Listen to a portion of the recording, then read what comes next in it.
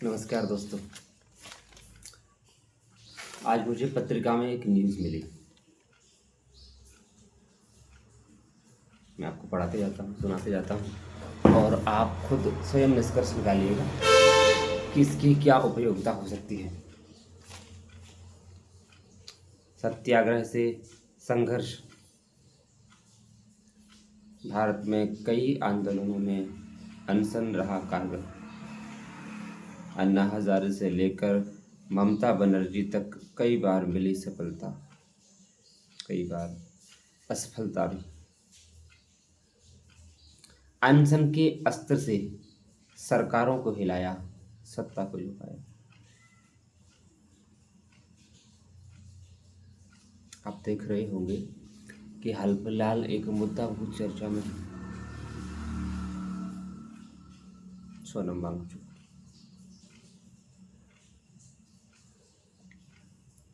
जिन मुद्दों को लेकर शिक्षा की बात हम करें, पेपर लीक के मामलों की बात करें,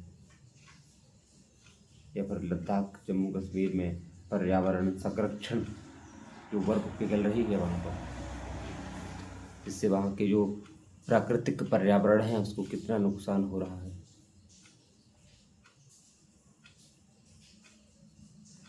इन सब मुद्दों को लेकर जो अनशन किया जा रहा है,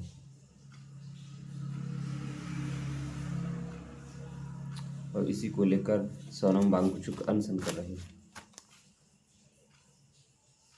हालांकि इसके आपको कई पक्ष देखने को मिलेंगे। कुछ लोग सोनम वांगचुक के पक्ष में, कुछ विपक्ष में।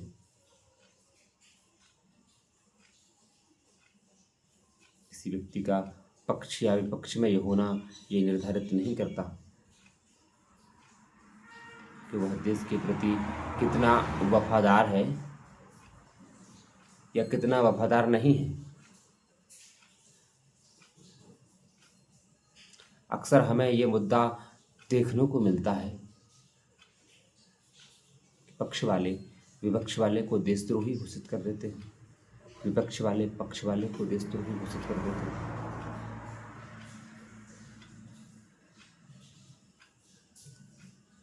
कुछ इस तरह की अफवाहों के आधार पर कि पिछली कुछ घटनाओं में सोनम वांगचुक के साथ किस तरह के नारे लगे हैं, किस तरह के नारे लगे हैं, उनका संदर्भ और प्रमाण मेरे पास नहीं है।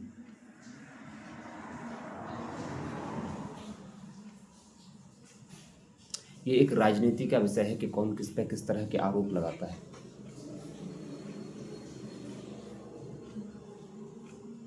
पर जहाँ तक मैं समझता हूँ कि इस तरह की घटनाएं देश में होनी चाहिए।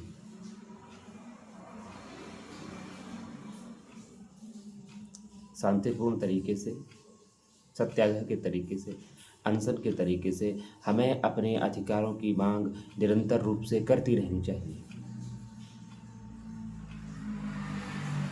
गांधी जी भी यही बात कहते थे। गांधी जी सत्याग्रह की बात क्यों करते हैं? कहते हैं हिंसक तरीके से आप सरकार से अपनी मांगों को नहीं मनवा सकते। सरकार ताकतवर है।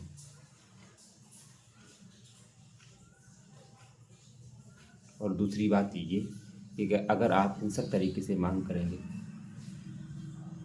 सरकारी संपत्ति है उसको नुकसान पहुंचाएंगे,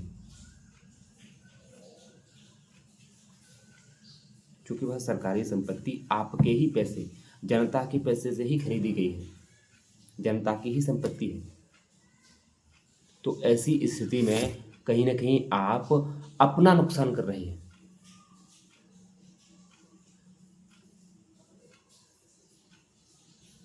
लेकिन गांधी जी का जो सत्याग्रह का, जो अनशन का तरीका है, जो अहिंसा का तरीका है, जो हृदय परिवर्तन का तरीका है,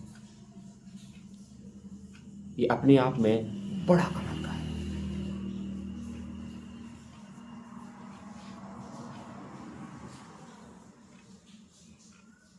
मुझे नहीं पता कि सोनम वांगचुक के साथ पिछली घटनाओं में किसने किस तरह के नारे लगाए। हो सकता है कुछ गलतियां हुई हों, मैंने ढूंढने की कोशिश करी, मुझे ऐसा कुछ मिला नहीं। हालांकि वो तो सबसे ही गलतियां होती हैं, कोई इंसान 100% सत्य नहीं होता।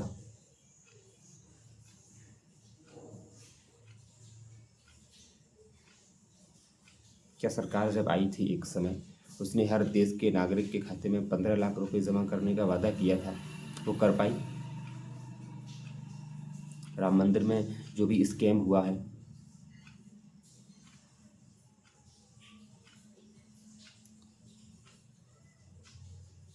तो केवल इस आधार पर हम किसी को दोषी नहीं ठहरा सकते।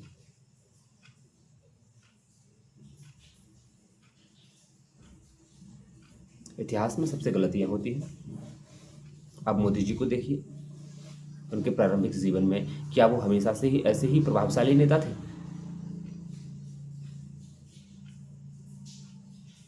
उनका प्रारंभिक जीवन कितना संघर्ष भरा रहा है। बचपन में चाय बेची, फिर विधायक बने होंगे, फिर गुजरात के मुख्यमंत्री बने होंगे, और धीरे धीरे आज देखिए लगातार तीसरी बार प्रधानमंत्री बने।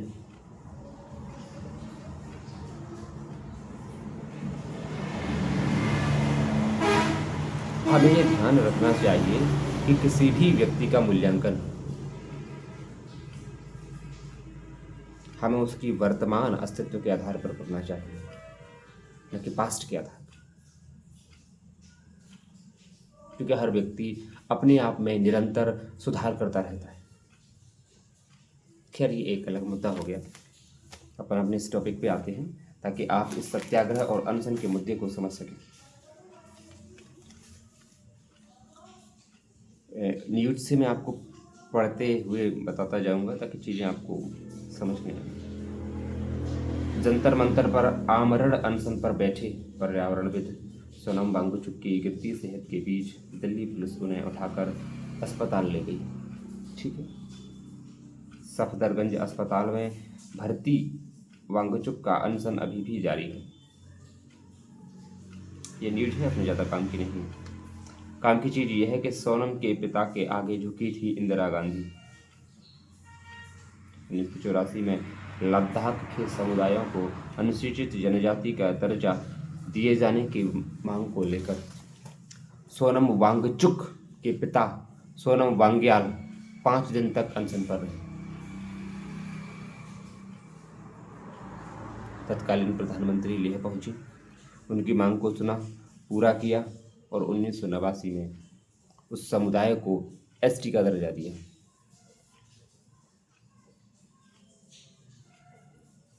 एक रोम शर्मिला का मुद्दा था मणिपुर में, वो अनशन पर बैठी थी, लेकिन उनकी मांग जो है पूरी नहीं हुई। अनशन करते हुए उन्होंने अपने प्राण त्याग दिए। आज़ादी से पहले देखें, 1918 में महात्मा गांधी जी ने अहमदाबाद मिल में भूख हड़ताल का आंदोलन किया। उनकी मांग पूरी नहीं हुई। हाँ, उनकी मांग पूरी हो गई, अंग्रेज सरकार को उनकी बात माननी पड़ी। इसके बाद आप और देखोगे तो 1952 में पोटी श्री रामुल्लू ने आंध्र प्रदेश के गठन के लिए अनशन किया। 53 दिन के अनशन के बाद उनकी मृत्यु हो गई। हालांकि मृत्यु के बाद सरकार ने उनकी बात को सुना, माना और अलग से आंध्र प्रदेश का गठन किया। इसके बाद आप देखोगे ममता बनर्जी 2006 में इन्होंने भी एक अनशन किया।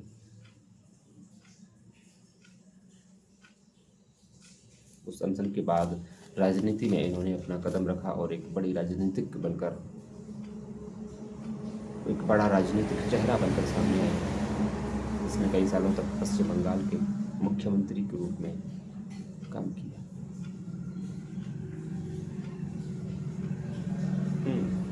2011 में लोकपाल बिल के लिए, भ्रष्टाचार के लिए अन्ना हजारे ने अनशन किया। सरकार को बात माननी पड़ी। 2013 में लोकपाल अधिनियम पारित हुआ।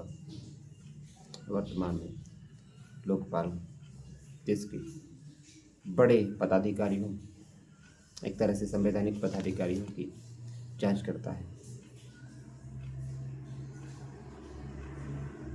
तो कहीं ना कहीं अभी जो घटनाएं मैंने बताई उनके आधार पर आप पाएंगे कि कुछ लोगों को सफलता मिली, कुछ को नहीं मिली।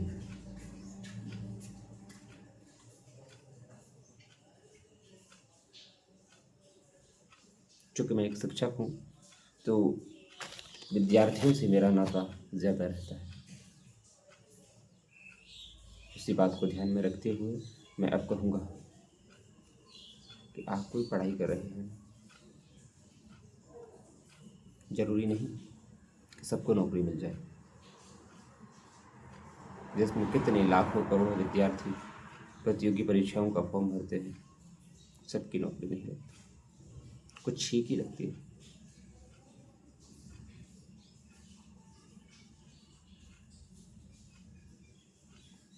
यानी कि आपको किसी भी एग्ज़ाम या किसी भी चीज़ की तैयारी कर रहे हैं, अपना बैकअप प्लान लेकर ज़रूर रखें कि अगर नौकरी नहीं मिलेगी, अगर आपको नौकरी प्राप्त नहीं हुई तो आपका बैकअप प्लान क्या होगा, क्या बिजनेस डालेंगे आप, और क्या क्या आपके पास ऐसी स्किल है जिसके माध्यम से आप अपनी आजीविका चला सकते हैं।